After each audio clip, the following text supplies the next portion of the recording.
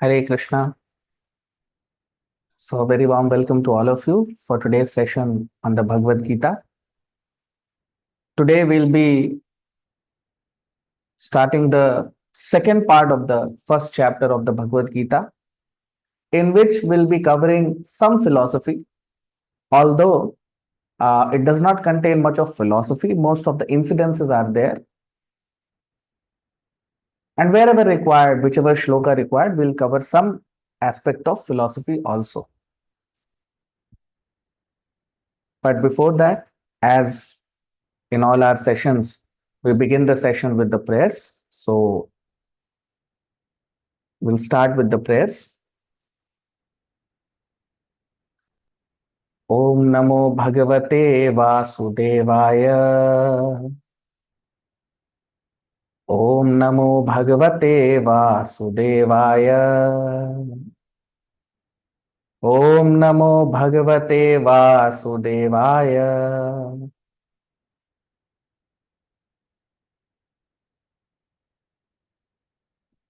So in our previous session, we discussed that how Dhritarashtra, he is not an ideal king, because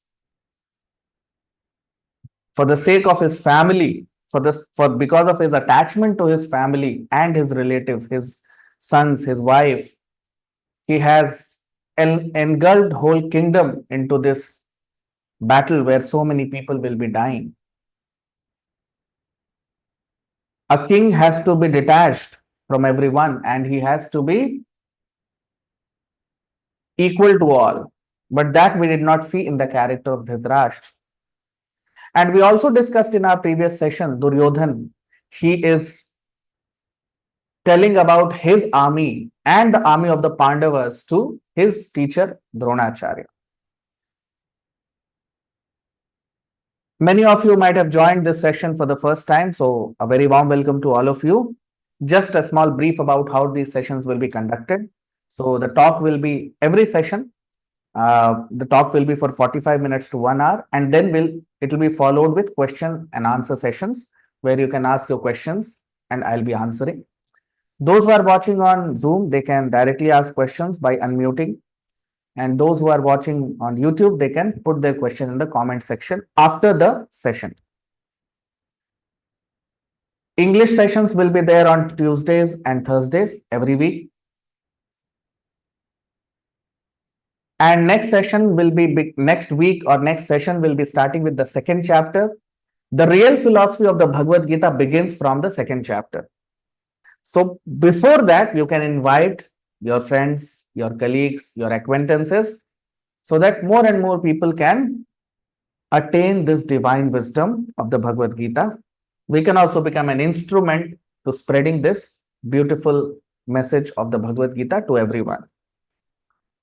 For all those devotees who are watching on YouTube, it will be good if you can like the video, comment also, and if you are new, subscribe to the channel, because when you like and comment, then video it gets a boost from YouTube. So that's a very good thing to do. And those who are receiving these messages on WhatsApp channel, there is an option of turning on notifications. So you can turn on notifications on WhatsApp channel so that whenever we post the link, you can receive it immediately. Okay, so we'll begin with the second part of the first chapter. As we discussed, first chapter was named the despondency of Arjun. Arjun is morose, he's sad. And what is the root cause of his sadness? All that we'll be covering in today's session. So we'll begin with text 11, shloka number 11 of the first chapter of the Bhagavad Gita. Now these shlokas I'll be reciting once and then I'll be reading the translation. Not much of philosophy is there in all these shlokas, so we'll try to cover it quickly. Also, wherever some explanation is required, I'll be giving those explanations also. So text 11, shloka number 11. Ayaneshu cha sarveshu yatha bhagavam bhishmamevabhirakshantu bhavantah sarva eva hi. Translation: all of you should provide full support to Grandsire Bhishma, remaining steadfast in your positions within the phalanx of the army. So, if you remember, we covered in the previous session, Duryodhan, he is giving a brief description of the people who are present in the army of the Pandavas. In the beginning, he gave a brief description of the people who are present in the opposite army. And after that, he also gave a brief description about his army. And if you remember, he also told everyone to, especially he was telling his teacher Dronacharya about his military force, and he was very confident of his victory because he told that we are protected by Bhishma Dev, whereas Pandavas are protected by Bhim. And Bhishma Dev, he was the, or Bhishma Pitama, which people generally call him.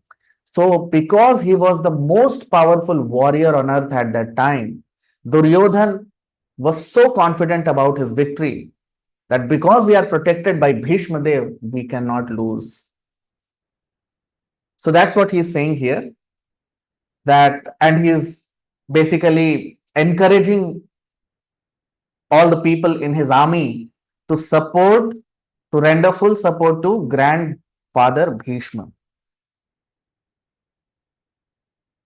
So Duryodhan was very, very confident of his victory because he was supported and he was protected by Bhishma Dev, who was the greatest warrior on earth at that time. But still, one thing everyone knows and one thing everyone must know, that Rakhe Krishna Mare Krishna Rakhe Ke. If Krishna decides to protect, no one can kill. And if Krishna decides to kill, no one can protect. So although Duryodhan is very confident of his victory, but still, because Lord Krishna is on the side of the Pandavas, it's certain that Pandavas cannot lose. Now text 12, shloka number 12. Tasya sanjanayan harsham Guru Vriddha Pitamaha Singhanadam Vinadyochayeh Shankham Dadmau Pratapavan. Translation: after that, the powerful and venerable grandsire of the Kuru dynasty, Bhishma, vigorously blew his conch, producing a sound like the roar of a lion, which greatly increased Duryodhan's joy. So now the battle is about to begin. And generally, the Vedic custom is that before any auspicious activity, people generally begin it with by blowing a conch shell. So that's what is happening here. Before the beginning of this battle, just before the beginning of this battle, Bhishma Dev, because he is the eldest member on the whole battlefield, and that is why he blew his conch first. So generally, the Vedic custom is that you begin any ritual or an auspicious activity by blowing the conch shell. And that's what we are seeing here. Bhishma Dev has started the proceeding by blowing his conch shell. Now text 13, shloka number 13. Tata shankhascha bhairyascha Panavanak Gomukha Sahasaiva Bhyahanyanta Sashabdastumulo Bhavat. Translation: thereafter, conches, kettle drums, and various musical instruments were suddenly played, producing a tumultuous sound that filled the air. So after this, as soon as Bhishma Dev, who was the eldest member on the whole battlefield, when he blew his conch shell, after that, many musical instruments were played by various people, which signified the beginning of a religious war or religious warfare. Now text 14, shloka number 14. ततः श्वेतैर्हयैर्युक्ते महति स्यन्दने स्थितौ माधवः पाण्डवश्चैव दिव्यौ शङ्खौ प्रदध्मतुः. Translation. Thereafter, Lord Krishna and Arjun, seated on a magnificent war chariot drawn by white horses, vigorously blew their transcendental conch shells. So now, after Bhishma Dev, he blew his conch shell. After that, Lord Krishna and Arjun, seated on a beautiful chariot driven by white horses, they are about to blow their conch shell. Text 15, shloka number 15. पांचजन्यम हृषीकेशो देवदत्तं धनंजयः पौंड्रम दध्मौ महाशंखम भीमकर्मावृकोदरः. Translation. Then Lord Krishna, Arjun and Bhim, the voracious eater and mighty warrior, blew their respective conch shells, Panchajanya, Devadatta and Pondram. So Lord Krishna, Arjun and Bhim, their conch shells also had names. So Lord Krishna's conch shell was named as Panchajanya. Arjun's conch shell was named as Devadatta. And Bhim's conch shell was named as Pondram. So all three of them, they blew their respective conch shells. And here in this shloka, you see Arjun is named as Bhima Karma Vrikodara. Karma. He was a avid worker, very, and here it is said that Vrikodara. Vrikodara means he had huge belly. That means he would eat a lot. Herculean eater or voracious eater. But not only that he would eat more, he would also work more. That's why the word is used, Bhima Karma Vrikodara. Although he would eat more, but he would also work more. Not that he would simply be eating and not doing anything. No, he would work more also. And text 16, shloka number 16. Ananta Vijayam Raja Kunti Putro Yudhishthiraha Nakulah Sahadevascha Sughoshamani Pushpakau. Translation. The son of Kunti, King Yudhishthir, along with Nakul and Sahadev, blew their respective conch shells, Ananta Vijaya, Sughosha, and Manipushpaka. So after that, Yudhishthir, Nakul, and Sahadev, they also blew their respective conch shells, and their names are also given, Ananta Vijaya, Sughosha, and Manipushpaka. Text 17, shloka number 17. काश्यश्च परमेश्वासः Shikhandi च महारथः धृष्टद्युम्नो विराटश्च सात्यकिश्चापराजितः. Translation.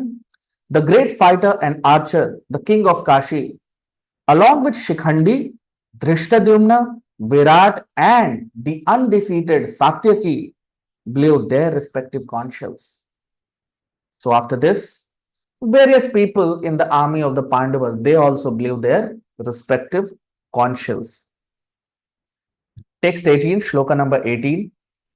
Drupado Draupadeyascha Sarvashah Prithvipate Saubhadrascha Mahabahu Shankhan Dadmuh Prithak Prithak.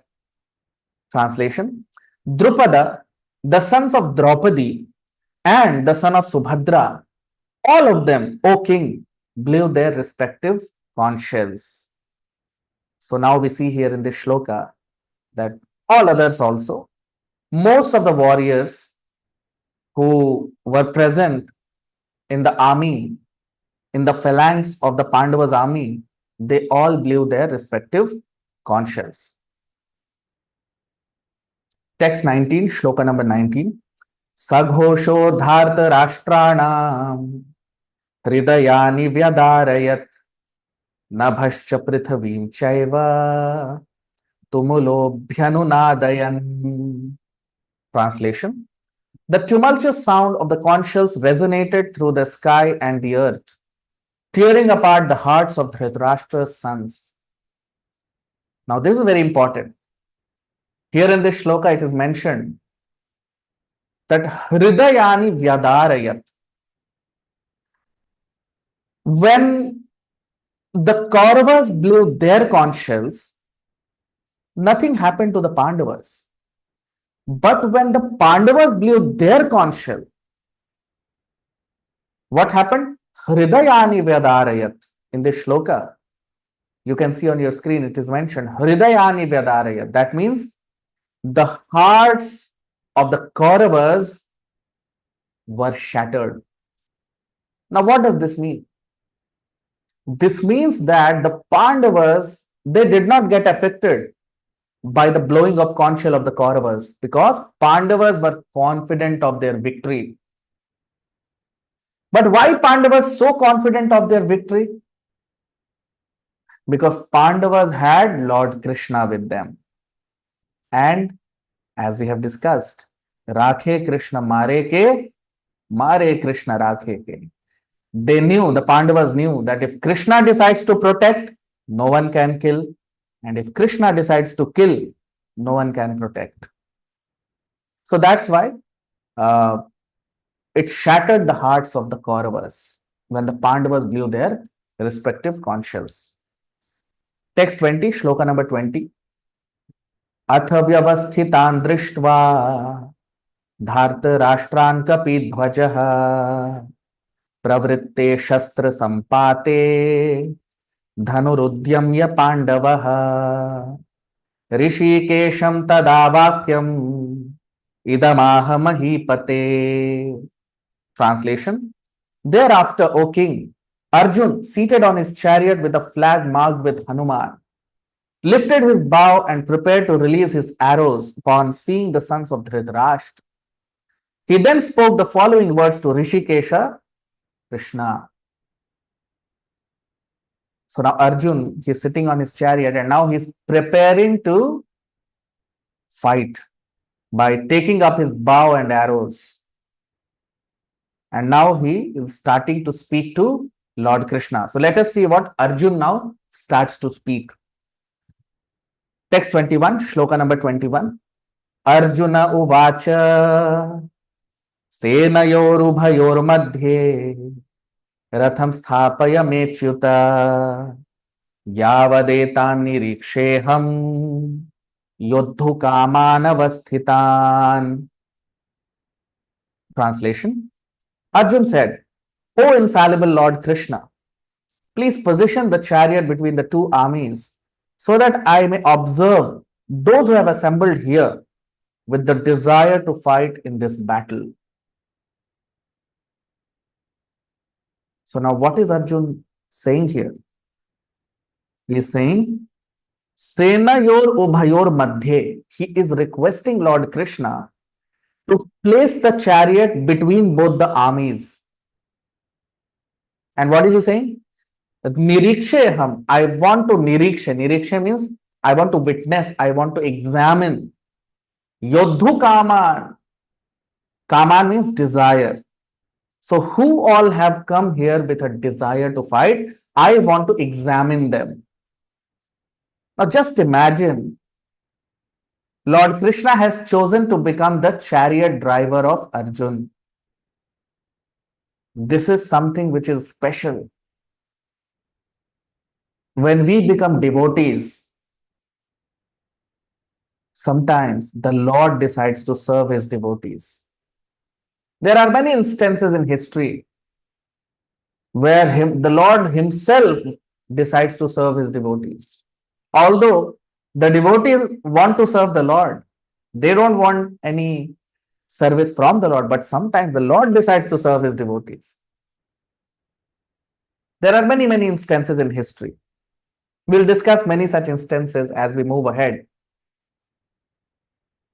So this is something special that Lord Krishna has chosen to become a driver of Arjun. Just imagine. Arjun is instructing Lord Krishna that Krishna, please take the chariot there. Krishna, please take the chariot in the middle of the armies. So Arjun is instructing and Lord Krishna as a chariot driver is just obeying the instructions of Arjun. Text 22, shloka number 22. Kairmaya saha yodhavyam asmin ranasamudyame. Translation. And with whom I have to fight in this endeavor of battle. Now Arjun wants to know, who all have come here to fight? I want to witness, I want to examine, and I want to know whom all I have to fight with in this battle. Text 23, shloka number 23. Yotsyamana veksheham ya etitra samagataah धार्तराष्ट्रस्य दुर्बुद्धेर युद्धे प्रियचिकीर्षवः. Translation. I wish to see all those who have gathered on this battlefield to fight, eager to please the wicked-minded son of Dhritarashtra, Duryodhan. So Arjun, he is eager to know who have come on the side of Duryodhan. And you see the word which he is using, Durbuddher. Durbuddher. Durbuddher means evil-minded or wicked-minded. So Arjun knows that Duryodhan is an evil-minded person. And that's why he wants to know who all have come to support this wicked-minded Duryodhan. Text 24, shloka number 24. Sanjaya uvacha eva mukto hrishikesho गुडाकेशेन Bharat सेनयोरुभयोर्मध्ये स्थापयित्वा रथोत्तमम्. Translation. Sanjay spoke, thus requested by Arjun, O descendant of Bharat, Lord Krishna positioned the supreme chariot in the midst of both armies. So as requested by Arjun, Lord Krishna, he stationed the chariot in the middle of both the armies. And let us see what happens. Text 25, shloka number 25. Bhishma drona pramukhatah sarvesham cha mahikšitam uvacha partha pashyaitan samavetan kuruniti. Translation. In the presence of Grandsire Bhishma, teacher Dronacharya, and all other rulers of the earth, Lord Krishna, Rishikesha, spoke to Arjun, just witness Parth, all the members of the Kuru dynasty who have assembled here. So now Lord Krishna, he stations the chariot between both the armies, and he could see that Bhishma Dev, Dronacharya, who is the teacher of Arjun, Bhishma Deva is the grandfather of Arjun. So they all have assembled in the army of the Kauravas. And that's why he says, Parth Pashyaitan. You see the word which is used here. Parth Pashyaitan. Just behold Parth. Just witness Parth. Who all have come here to fight against you. Because Lord Krishna knew that Arjun is very much attached to all these people. And that's why he used these words. Because he knew that when Arjun sees them, something will happen to him. We'll see what happens. Text 26, shloka number 26. Tatra pashyat sthitan parthaha pitrinath pitamahan Acharyan matulan bhratrin putran pautran sakhims tatha shvashuran suhridaschaiva senayorubhayorapi. Translation. Within both armies, Arjun saw his fathers, grandsires, teachers, maternal uncles, brothers, cousins, sons, grandsons, friends, and also his father-in-law present there. So these different kinds of relatives, these different kinds of family and friends, Arjun saw people who were almost like his grandfather, almost like his teacher, almost like his uncles, almost like his father, family people. They were all present against him, to fight against him. Text 27, shloka number 27. तान् समीक्ष्य स कौन्तेयः सर्वान् बन्धूनवस्थितान् कृपया परयाविष्टो विषेदन्निदमब्रवीत्.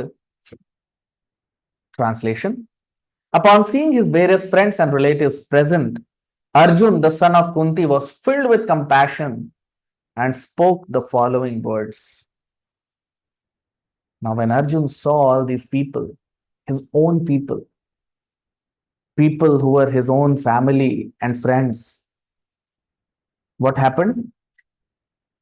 Kripaya paraya vishto. Kripaya means compassion. Paraya avishto. Avishto means to be covered by. So he was covered by, he was overwhelmed with compassion. He was overwhelmed with affectionate feelings for his own people. And now let us see what he starts to speak. Text 28, shloka number 28. Arjuna uvacha drishtvevam svajanam Krishna yuyutsum samupasthitam sidanti mama gatrani mukham cha parishusyati. Translation: Arjun said, O Krishna, upon seeing my kinsmen present before me with a desire to fight, the limbs of my body are trembling and my mouth is drying up. We can see here the symptoms which Arjun is experiencing. What is he saying? Sidanti mama gatrani. The limbs of my body are trembling. Shaking of the body is happening, shivering. And mukham cha parishushati, and my mouth is drying up. Now, what does this mean? Generally, when some near and dear one passes away, they leave us, or when we have a fear of losing them. Suppose if someone's wife, husband, friends, relatives, mother, father, family, some relative, he passes away or he leaves, at that time, the senses dry. The senses dry up. The senses lose their taste. Isn't it? If some near and dear one has passed away, at that time, if our most delicious food item is given to us, we may not like it. Although we may be fond of that food item, but when someone near and dear one passes away, that palatable, delicious food item becomes distasteful to us. Why? Because the senses lose taste. Even the most dearest of sensual object, even the most dearest of sense object we may attain, we may be given, we may be provided, but we don't like it at that time when we are in misery. And especially the misery of losing some near and dear one. The same thing Arjun is experiencing here. That's why he's saying, my mouth is drying up. The senses have dried up. The senses have lost taste. Text 29, shloka number 29. Vepatushcha sharire me roma harshascha jayate gandivam shramsate hastat tvakchaiva paridahyate. Translation: My body is shaking. The hair on my skin is standing on end. My bow gandiv is slipping from my hand. And there is a burning sensation all over my skin. Now, these all are the symptoms of a person who is in great misery, shivering of the body, slipping of objects from the hand. So, all these are symptoms of great misery or great disturbance in the mind of Arjun. Now text 30, shloka number 30. न च शक्नोम्यवस्थातुं भ्रमतीव च मे मनः निमित्तानि च पश्यामि विपरीतानि Keshav. Translation: O Keshav, Krishna, I am no longer able to stand here. I am bewildered, my mind is confused, and I see bad omens everywhere. So now Arjun, he is saying that I am seeing all kinds of negatives, all kinds of bad omens at this place, because he is not seeing any good in this battle. Why? Because he is thinking that I have to kill my own people. What is the use of such killing? What is the use of this battle where I have to fight with my own people? That is the state of Arjun's mind. Text 31, shloka number 31. न च श्रेयोनुपश्यामि हत्वा स्वजनमाहवे न कांक्षे विजयं कृष्ण न च राज्यं सुखानि च. Translation: Dear Krishna, I see no benefit in killing my own kinsmen in this battle, nor do I desire victory, kingdom, or happiness.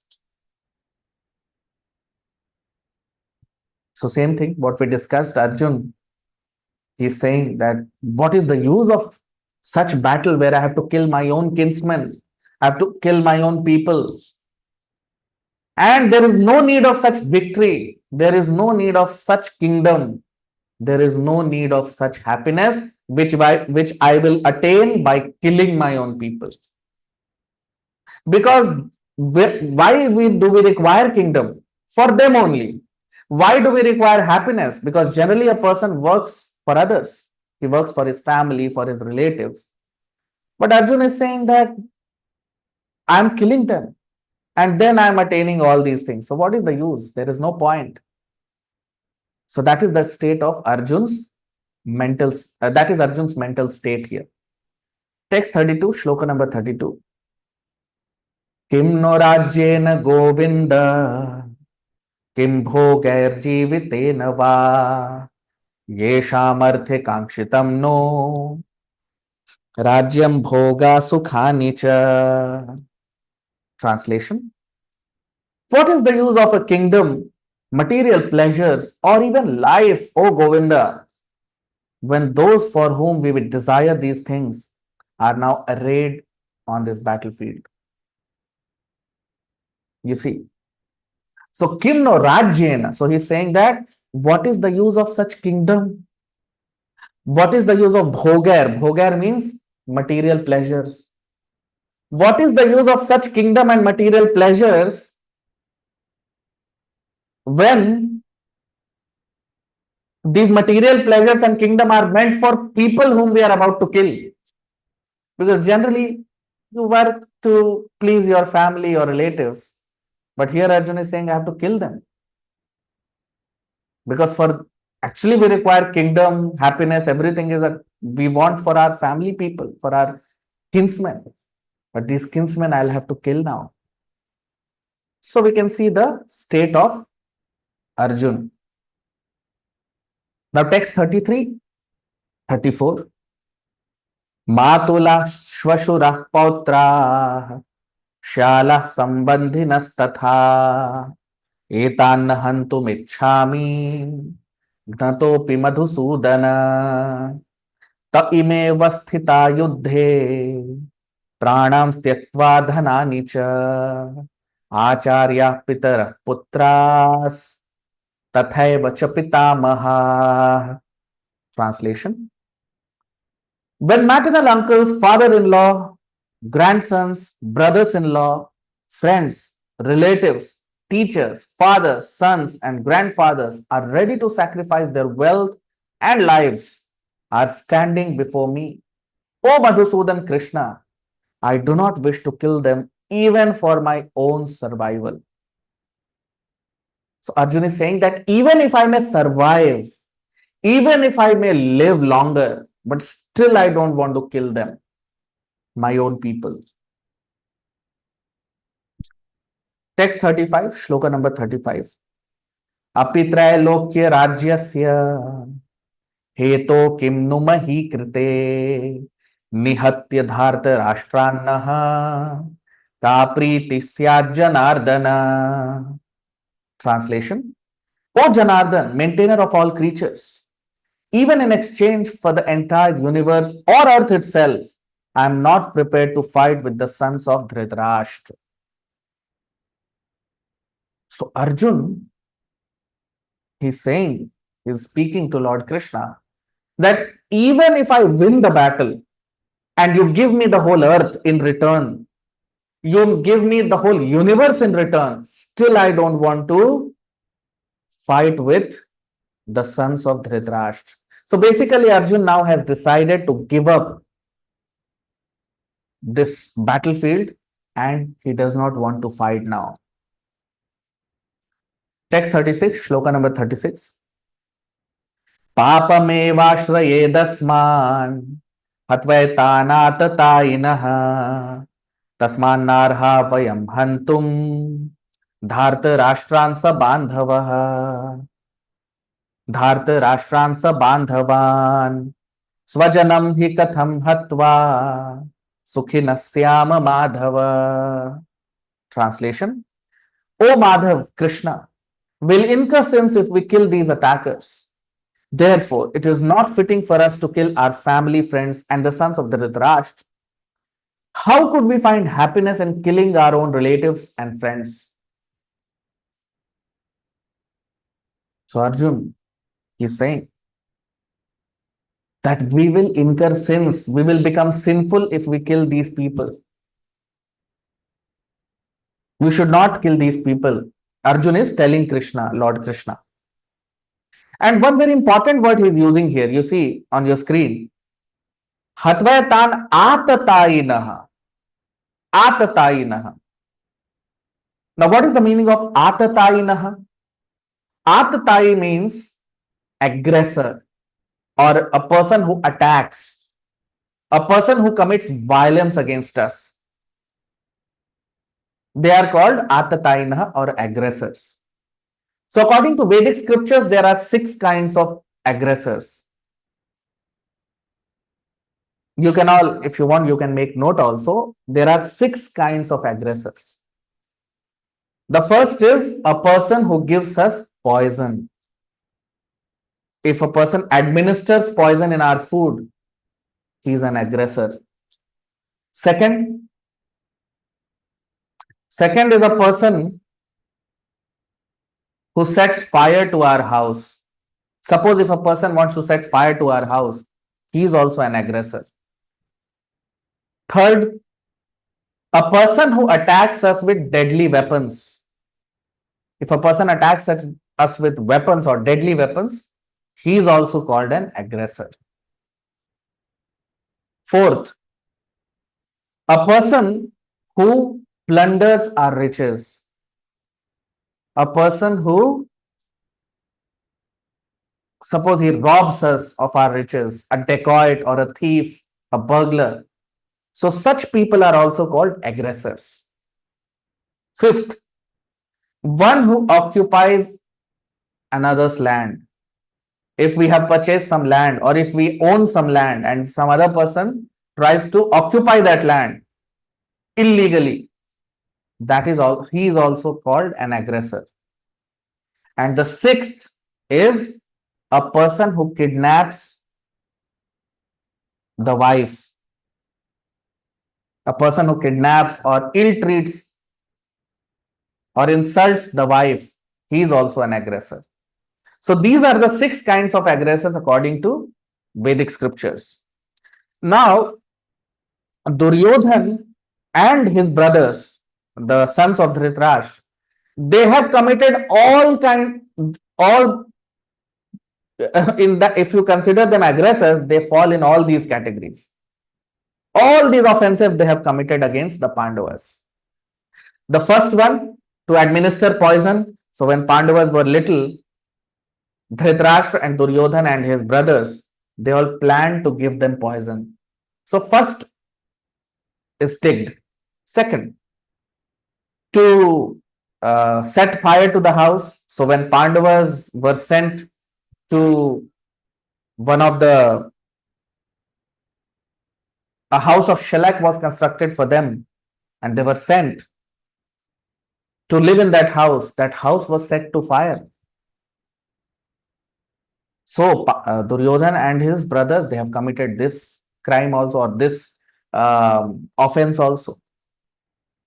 The third, one who plunders, one who attacks with deadly weapons. Now that also they are standing against the Pandavas to fight with them, to kill them. So that offense also they have committed. The fourth, one who plunders riches. So the Pandavas were cheated in a gambling sport, and they were stripped of all of their wealth. So that offense also they have committed. The fifth, one who occupies another's land. So the Kauravas, they have illegally occupied the land of the Pandavas. So that offense also they have committed. And the sixth is one who insults the wife, or one who kidnaps the wife. So they insulted Draupadi in the assembly. We all know that. So that offense also they have committed. Now, according to Vedic scriptures, if a person falls in any of these categories, if he's a poison giver, if he's an attacker, if he insults a wife, all these six categories, if a person falls in any of these categories, he can be killed by us. If someone is falling in any of these categories, we can kill them, and we don't incur sin by killing them. According to Vedic scriptures, there is no sin. But Arjun here, he is fearing sin. You see what is he saying? Papamevashraye dasman hadvaitan atatainah. He's saying that if we kill these aggressors, we'll incur sin. But actually, if you kill aggressors, you don't incur sin. So Arjun, in that sense, is wrong here, because actually, if you kill aggressors, you don't incur sin. Now, text 37, shloka number 37. Yadyapyete na pashyanti lobhopahata chetasaha kulakshaya kritam dosham mitra drohe cha patakam. Translation: if these men afflicted by greed see no fault in committing this sinful act of killing their own family and friends. Now you see, so Arjun, he's saying that these men, they are seeing no fault in killing their own family. 38. Katham na geyam asmabhihi papadasman nivartitum kulakshaya kritam dosham prapashyadbhir janardana. Translation: O Janardhan Krishna, why should we not refrain from these acts of killing our own kinsmen, especially when we are aware of the sins we would incur? So very valid. So it's a valid point by Arjun, because in the previous shloka he says that if these aggressors are ready to kill all of us, but they are ignorant, they don't know. But we know that this is sinful, so why should we kill them?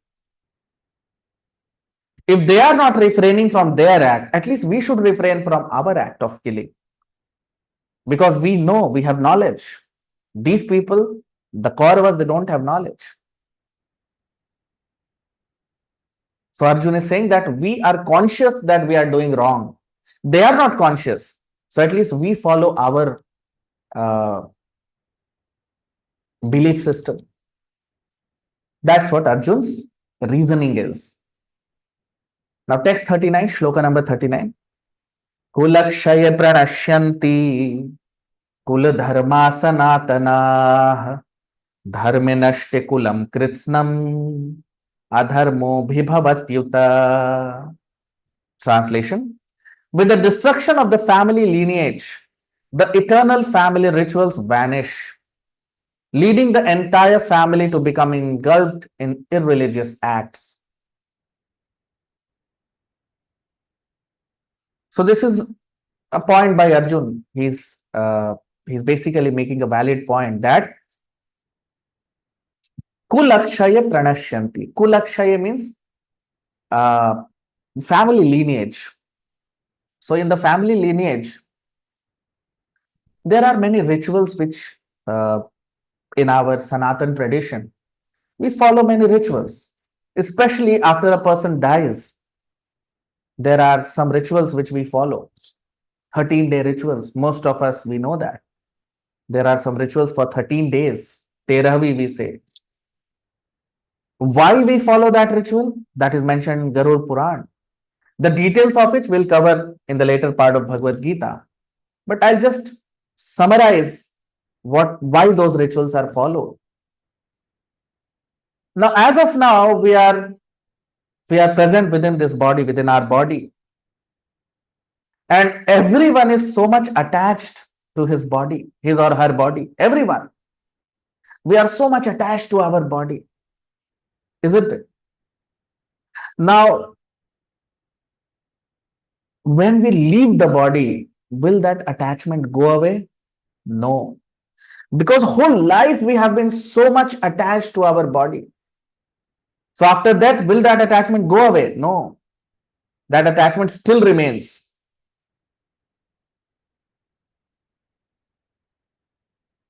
And in fact, because this is the gross body, and within the gross body, there is subtle body which we have. We are that subtle body, the spirit soul, Atma. So when the soul leaves the body, according to Vedic scriptures, the soul again wants to enter the body. Why? Because of attachment to the body. And that is why our Sanatan Dharma, we are so scientific that we burn the body. Why? Because when you burn the body, that attachment goes away. And after that, the journey of the spirit soul to Yamloka. Yamloka means the planet of Yamraj. That journey begins. But before that journey to begin, another astral body has to be formed, which is called Pret Yoni. Because in this gross body, we cannot face much of punishment. In this gross body, suppose if someone gives us severe punishment, we will die, isn't it? So severe punishment cannot be given in this gross body. Now, suppose if a person is very sinful, he has to face a lot of punishment, isn't it? So that is why astral body or Pret Yoni is a body which gets formed after death. That is why these 12-day rituals are there. During these 12 days, different offerings are made to the spirit soul who has passed away.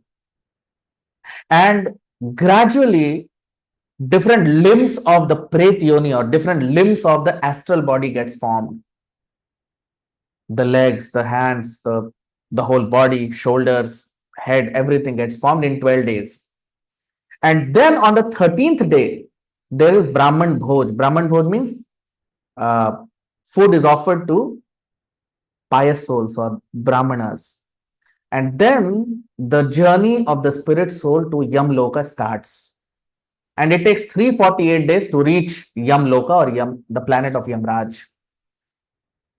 And during these 348 days also, there are different offerings which are made so that that soul who has passed away is benefited. Now, how he gets benefited?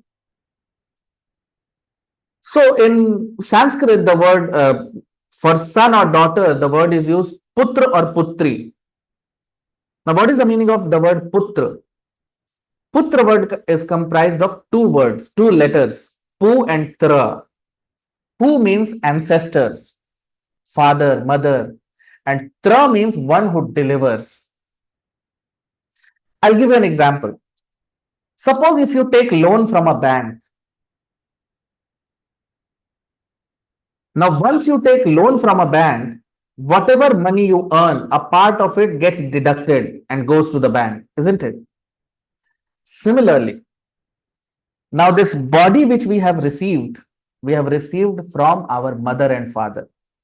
Although we belong to Krishna, we belong to God, but body we have received from our mother and father.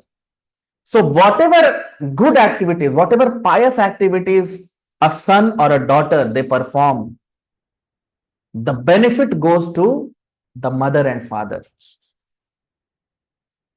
So that is why these rituals are there. That even after mother and father or ancestors, they have passed away, because we have received this body from them. So with this body, whatever good activities we perform, whatever pious activities we perform, we can benefit our mother and father. That is the whole, that is why the word putra and putri is used. So these rituals are performed so that the soul who has departed, if he is suffering somewhere, if there is some difficulty, if he is in some difficulty, we can help them by performing pious activities, by performing good rituals. So that's what Arjun is saying here, that kulakshaya pranashyanti. Now, who will pass on these rituals? Who will pass on this knowledge to coming generation? The elder members of the family, isn't it? So Arjun is saying, kulakshaya pranashyanti. But the elder people of the family, they are going to die in the battlefield of Kurukshetra. So kul dharma sanatana. So the eternal family traditions will get destroyed. And the coming generation, the generations who will be born after this, they will adharmo abhibhavati uta. They will get engaged in adharma. That means they will not be able to perform these rituals. Now text 40, 41 and 42. Adharmabhibhavat Krishna pradushyanti kulastriyah strishu dushtashu varshneya jayate varna sankaraha sankaro narakayaiva kulagnanam kulasya cha patanti pitarho yesham lupta pindodaka kriyah दोषैरेतैः कुलघ्नानां वर्णसंकरकारकैः उत्साद्यन्ते जातिधर्माः कुलधर्माश्च शाश्वताः. Translation: O Krishna, when irreligion prevails in the family lineage, the women of the family become corrupt, leading to the degradation of progeny. O descendant of Vrishni, such a corrupt populace creates a hellish situation for both the family members and those who destroy the family traditions. In such corrupted families, oblations of food and water are no longer offered to the ancestors. As a result of destroying the family lineage and its traditions, all the rituals for the welfare of our community and family are lost. So as we discussed in the previous shloka, that a son and daughter, they can benefit their parents even if they have passed away, or any family relative, because we are indebted to them. So whomever we are indebted to, they all get benefited, like our grandfather, grandmother, all our ancestors. But here one more thing Arjun is saying in the shloka. You see, he is saying pradushyanti kulastriyaha.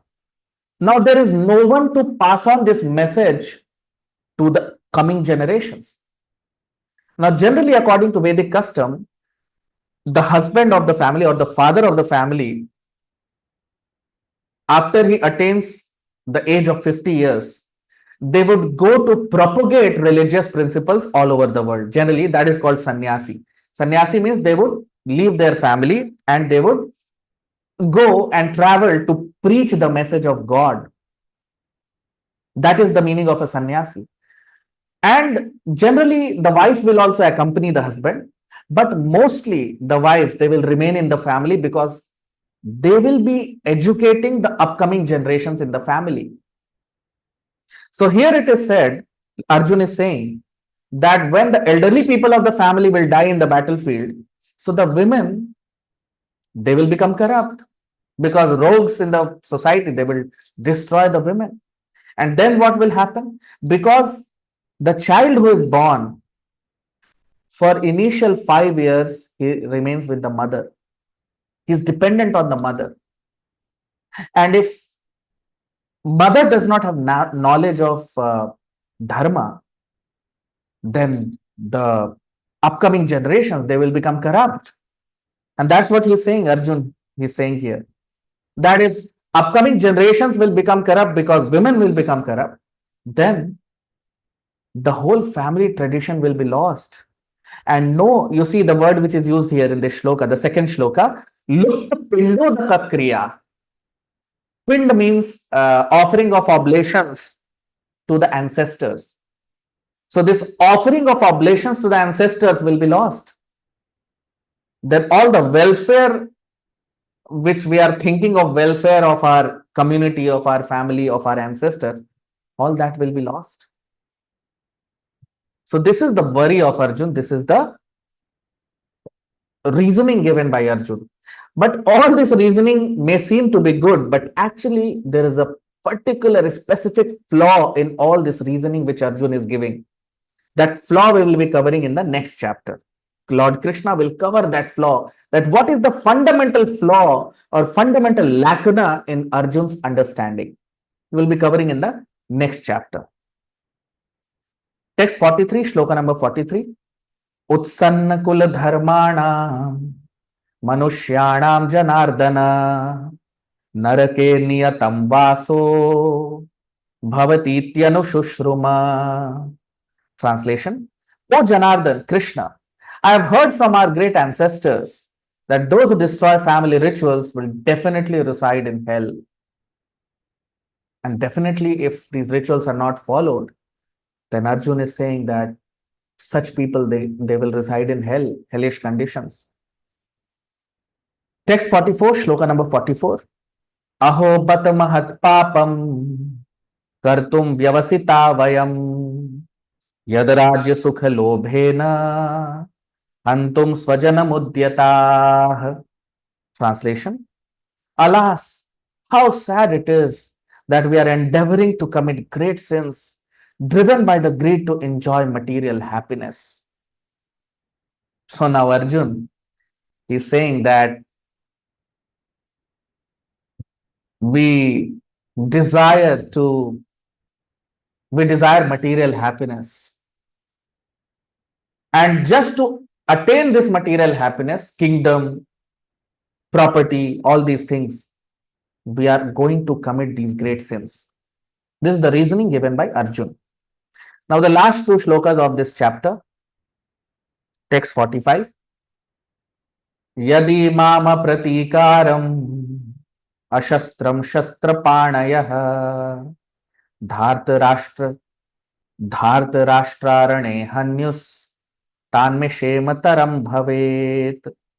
Translation: It would be far better if the sons of Dhritarashtra kill me unarmed and without retaliation than for me to fight against them. So Arjun is saying that I want to give up this battlefield, Krishna, and it's better I die without fighting. These sons of Dhritarashtra, they should kill me without even fighting. Now the last shloka of this chapter, the first chapter. Sanjaya uvacha eva muktvarjuna sankhye rathopastha upavishat visrijya sasharam chapam shoka samvigna manasaha. Translation: Sanjay said, speaking thus on the battlefield, Arjun, completely grief-stricken, set aside his bow and arrows and sat down on the chariot, his mind greatly disturbed. Now Arjun, finally, we can see he's grief-stricken, he's completely disturbed. He has set aside his bow and arrows, and in great despondency, he's sitting on his chariot. He's not ready to fight. So from here, the real philosophy of the Bhagavad Gita starts. Because from the second chapter, Lord Krishna starts to speak. The fundamental flaw, lacuna in the understanding of Arjun will be taken care of by Lord Krishna. And Lord Krishna will address now. So the real philosophy starts from the second chapter. And from the next session, we'll begin the second chapter of the Bhagavad Gita. So this is what we see here. And from the next session, we'll begin the second chapter.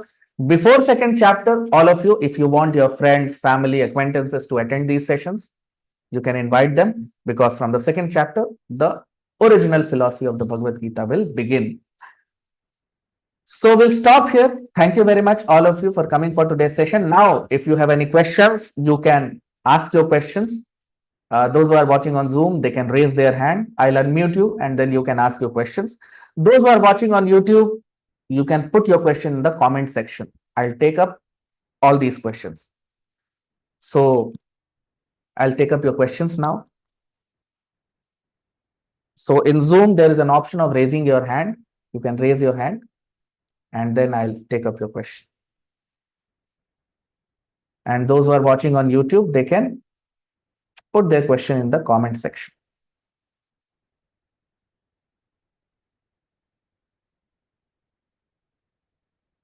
Although I know you might not have many questions because not much of philosophy is there in these shlokas. So there is one comment on YouTube that please recite the shlokas twice. I think you might have attended our other sessions. So yeah, I recite shlokas twice, but that is from the second chapter. First chapter, I always recite once because we want to finish it as early as possible. Yes, Krishant, you can ask a question. You have to unmute yourself and then you can ask a question. Hare Krishna Guruji. So one question where I just wanted to understand about the soul that you said. After 13 days, it takes another 348 days for the soul to reach Yamloka. Yamloka, correct. So usually it is said that once a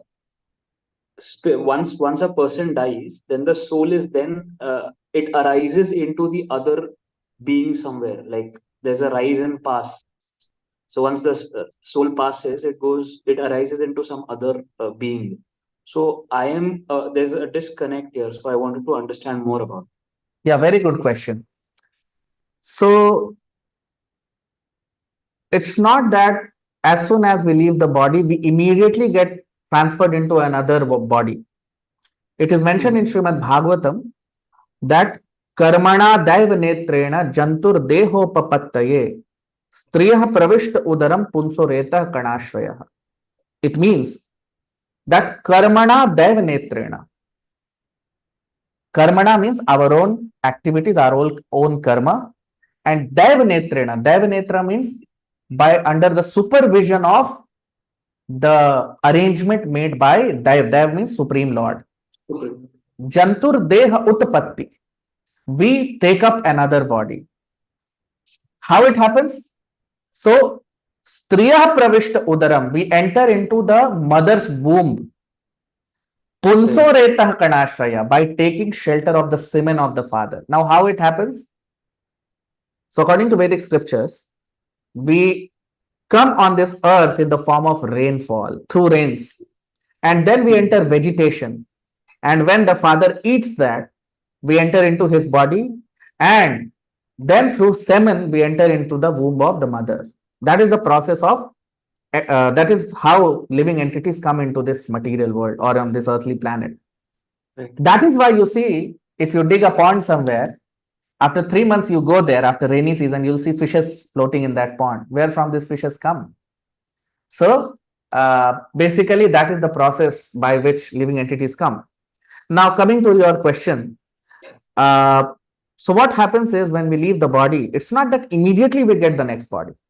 So, 12 days it takes to form astral body or Pret Yoni, it is called. And after that, 13th day, the journey starts. So, it takes 348 days to reach Yamloka. And then when we go there, according to our whatever activities we have performed, pious or impious, we'll cover this in great detail in the upcoming chapters also. Sure. But I'll brief you a little bit. So what happens is when we reach there, then according to our karma, next body is decided by Yamraj. And before that, if we have some severe karmic reactions or some very sinful person is there, then he has to go to some hellish planetary systems where some punishment is given.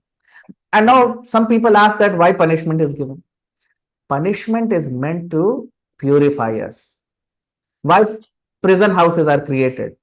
To transform a person, not to kill him or not to take revenge from him. Because soul is sinful, to purify the soul, to purify the soul, there are some hellish planetary systems where some punishments are given. And then after that, which species of life he has to take, that body is decided, and then he's sent on the earthly planet. So that is the whole process. Really beautiful. Thank you so much for the explanation. Thank you. Yes, Ankit Vaishji, you can ask your question. Guruji, one question that what is the best way to read the Gita? So should we read the shloks along with you? Means if we wanted to get the most from Gita, right? I'm doing this for the first time. So should we read the shlok along with you, or should we do it afterwards? How should we do it? Very good question. So, yes, actually speaking, Bhagavad Gita is learned the way we learn the Bhagavad Gita or the way we realize the Bhagavad Gita. Lord Krishna says in the 4th chapter of the Bhagavad Gita, in the first shloka, Evam Parampara Praptam. So, this knowledge is always received through Shravanam, by hearing. In fact, all the knowledge which we attain in this world, predominantly it is through Shravanam. In fact, in our Vedic rituals, if you see, we wear sacred thread. I wear sacred thread after initiation. So we tie it around our ear before we go to some, passing water or anything. So why that is there? Right ear. Because ears are the purest organ that we have. Even if you have to wake up, you put an alarm. Why? Because ears never sleep. So the best way to receive knowledge is Shravanam, hearing.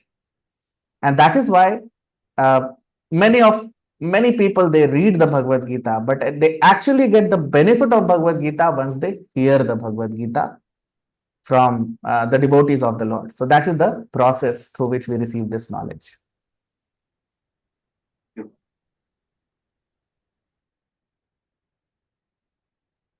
Snigha ji, you can ask a question. Jai Shri Krishna. Jai Shri Krishna. This is a follow-on question you just answered. Yeah. So you said that, the body, the spirit enters through the rain and then through the soil and then through the man. Vegetation. Yes. So I have a very, personal, real question. My father passed away a few years ago. And then after a few days, there was very heavy rainfall and it was not the season for rain. And I heard my grandfather and other elders in the family to say, now you all can relax because he's found his place. So is this related to what you just said? Yeah, you see, as I told that in the Garud Puran, it is given that 12 days it takes to form astral body or Pret Yoni. And after 12 days, 13th day, the journey of the soul starts for Yamloka. So, after 360 days, then after that, Yamraj decides what body he has to take. So, at least it takes 360 days, 1 year. And why 360 days? So, basically, it is 1 day in heavenly planetary system. So, 360 days on Earth is equal to 1 day in the heavenly planetary system. So, it takes, after that, it takes 360 days to again, either he has to come down on earthly planet or he has to go to upper planetary system. That option is also there. If he's a pious soul, he goes to upper planetary systems. If he's an impious soul, he goes to lower species, lower planetary systems. But there is another catch. Lord Krishna says in the Bhagavad Gita, in the 18th chapter, the last part of the Bhagavad Gita, I'll give an example. For army people, those who are in the army or those who are in armed forces, for them there is a separate code. You know that?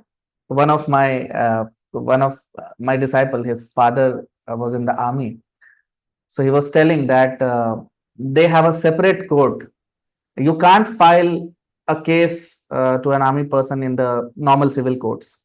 Similarly, those who are devotees of the Lord, they don't undergo all these processes.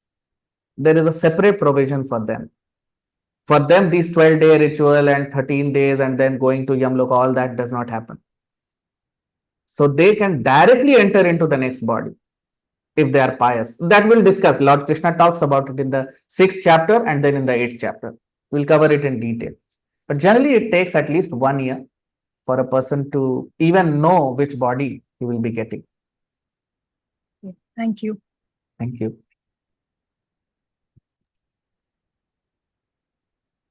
Yes, I'll take some questions from YouTube.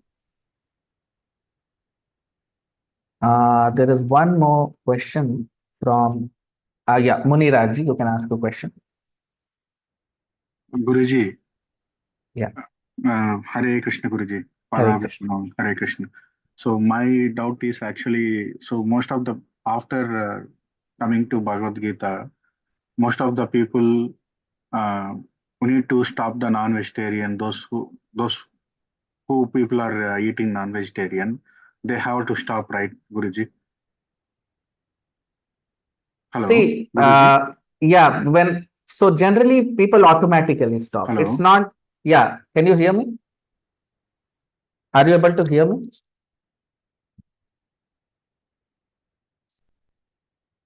Muniraji, are you there? See, I can see that my voice is there, but my voice is clear, but I think you are not able to hear. You are able to hear? Okay, anyways, you can watch it maybe later on. I'll just answer your question for everyone. So your question is that, is it that you have to give up non-vegetarian to learn the Bhagavad Gita? No, that is not a condition. Automatically, you'll give it up. Generally, anyone who learns the Bhagavad Gita, they automatically give it up. I always say that when you develop higher taste, lower taste automatically goes away. So it's not that a person is forced to give up, but automatically it happens that after hearing the Bhagavad Gita, automatically it goes away. Most of my disciples, they were in habits of different habits they had. And I never tell anyone to give up anything. They just hear the sessions. And after some time, they come and say that I gave up this, I gave up that, everything they give up. So that is because they develop higher taste. And when you develop higher taste, lower taste automatically goes away. Yeah, Sandeep Dhumalji is asking a question on YouTube. I joined today first time. Want to know who is character Sanjay here? Yeah, so Sandeep ji, I'd recommend that you can refer to our first session. So on the WhatsApp, all of you who are there on WhatsApp, on the WhatsApp group or on WhatsApp channel, you can go to the group description or channel description on WhatsApp. So in that, I have put the link to the playlist of our YouTube channel where you will find all the sessions serially arranged, So you go there and all the sessions will be there. You just attend those sessions, you will come to know who is Sanjay.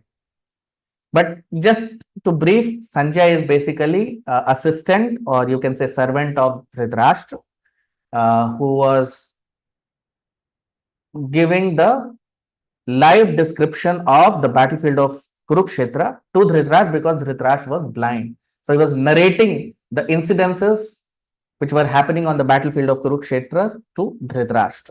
Okay. And if details you want to know, you please go and attend our first session on our YouTube channel. The playlist, the link of the playlist is mentioned in the group description or channel description. Aarti Devaniji is asking, what is the astral body and its components, and what is causal body and its components? Good question. You see, astral body is different from causal body. Causal body is the spirit soul. We all are spirit souls. Causal body is our constitutional position, our constitutional body, which which we are actually. This material body, we enter into this material body. I'll give an example. Matter cannot move on its own. Matter cannot move on its own, isn't it? Matter moves because of spirit. For example, if a car is there, the car cannot move till the driver sits in the car, isn't it? So the driver who is driving the car is we, the spirit soul, and the car is this body, human body. Okay. So in this way, you can understand. So spirit soul is the original, that is who we are. And body is it's like a vehicle which we are driving. Okay. So spirit soul is the causal body or the original body which we are. And this material body is the gross body. Now, between these two is the subtle body. Of course, subtle body is, spirit soul is also a part of the subtle body, but subtle body has, spirit soul has 3 coverings. Okay. First covering is false ego, ahankar. That is the innermost covering which surrounds the spirit soul. After that, there is another covering, which is the intelligence, buddhi, and outer, so buddhi is surrounding the ego, and surrounding buddhi is the mind, and mind is the storehouse of all the thoughts which we generally develop. And based on these thoughts, mind controls the senses. The details of all these things will be covering in the 3rd chapter. But just to brief you a little bit about this, I told you about this subtle body. So subtle body is comprised of spirit soul, which is covered by these 3 layers. Okay. Now, what is astral body? Astral body is also gross body. It's kind of gross body, but the constituents are not earth. It's not made of earth. Because earth will get destroyed, because you can burn earth by fire, or earth gets dissolved in water, isn't it? So the constituents is not earth. Its constituents are other, constituents, which is subtle in nature. It is not gross in nature. And that is why even if it is, this subtle astral body is put in fire, it does not get burned. If it is put in water, it will not get submerged in water. And that is why if astral body is put in burning oil, if gross body is put in burning oil, he will die. So pain will not be there, or some little pain will be there. But if astral body is put in fire, he will not die. So continuously that burning sensation, that pain of burning will be there, and the person is not dying. So unlimited punishment can be given to this astral body. So astral body generally is meant for punishment. So with astral body, a person reaches Yam Loka, and then after that it is decided whether he has to undergo punishment, or if he's a pious soul, then he's given a higher body. If he has to take a human body, he's given a human body. So astral body is the, you can say, it's a buffer body between after death and the next body. Between that, the buffer body which we get either to take punishment or to get next body, that is the buffer body, which is the astral body. Okay, there is one more question. Yes, Gauri Kulkarni ji, you can ask a question. Namaste, Guruji. Hare Krishna. Namaste. I want to know how is Garuda Purana related to Bhagavad Gita? So Garuda Puran is recited by Lord Vishnu. You are able to hear me? Yes. Yeah. So Garuda Dev, he is one of the greatest devotee of Lord Vishnu. He is the bird carrier of Lord Vishnu, and he's very powerful. So he's a pure devotee. So Lord Vishnu, he narrated Garuda Puran to Garuda Dev, and it contains many aspects of Karma Kanda and many other aspects in the beginning. But the later part of Garuda Puran, there is description of how the transmigration of spirit soul from one body to another, that also is described. So that is what forms the essence of Garud Puran. Puran means history.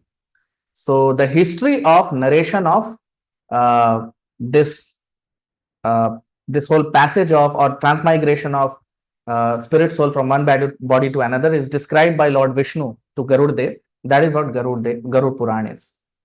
It's basically history. So Yes, but how is it related to Bhagavad Gita? Is it a part, or it's just that we're no, it's just a talking separate about? scripture. It's a separate scripture. Yeah, yeah. Yes, yes, correct. Yes. Yeah. Thank you. Thank you.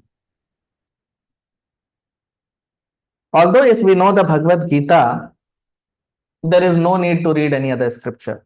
Krishna says in the Bhagavad Gita in the 9th chapter that Jnanam teham savijnanam idam vakshyami asheshatah yaj gyatva neha bhuyo nyaj gyatavyam avashishyate. In the 9th chapter, the first shloka, Lord Krishna says that Arjun, after knowing this, there is no need to know anything more. And after attaining this knowledge, you don't need to know any other knowledge. This is the essence of all knowledge, and there is no higher knowledge than this. Lord Krishna says in the 9th chapter. There is one more question on YouTube in the comment section. Sandeep Dhumalji is asking, thank you, Guruji, for earlier question answer. I heard Garud Puran is not considered shubh to read without death in just one second. Death in family. Is that the right understanding? No, completely false understanding. I'll give you an example to substantiate this. So in Vrindavan, there was a great saintly person. And he would be always engaged in his bhajan, in his chanting, in his devotion to Lord Krishna. Very exalted devotee. So one day he was sitting on a cliff and he was chanting. He was chanting on his beads the names of the Lord with his eyes closed. And a monkey came and sat next to him. So some person, he clicked a picture of this saintly person with the monkey. So this news got spread to everyone, and this photo, everyone saw this picture. So many people, after that, anyone who wanted to become a saint, he started keeping a monkey with him. Why? They thought that that saintly person had become advanced because he kept a monkey with him, right? So in this way, people start following some rituals. Generally, those who are advanced devotees, they are not ritualistic. Secondly, nowhere in the Garud Puran it is mentioned that if you read Garud Puran, there will be some negative energy. No. In fact, in Garud Puran, it is mentioned that anyone who reads Garud Puran, he will get liberation. Although I don't recommend people reading Garud Puran because it's huge, and many people will not even be able to understand what is mentioned. And most of the people in this age, they will not be able to follow what is Garud Puran, right? So generally, I don't recommend. Bhagavad Gita is sufficient. To go back to the Supreme Lord, to attain liberation, Bhagavad Gita is sufficient. We don't need to go anywhere. Because Lord Krishna says in the Bhagavad Gita that Bhagavad Gita is the nectar of all the Vedas. It is much higher even than the Vedic scriptures. So actually, if we nicely understand the Bhagavad Gita, no need to read any other scripture. Okay. So I hope I have answered most of the questions. So from the next session, we'll begin the second chapter, and the philosophy of the Bhagavad Gita will start from there. So we'll stop here. Thank you very much, all of you, for coming for today's session.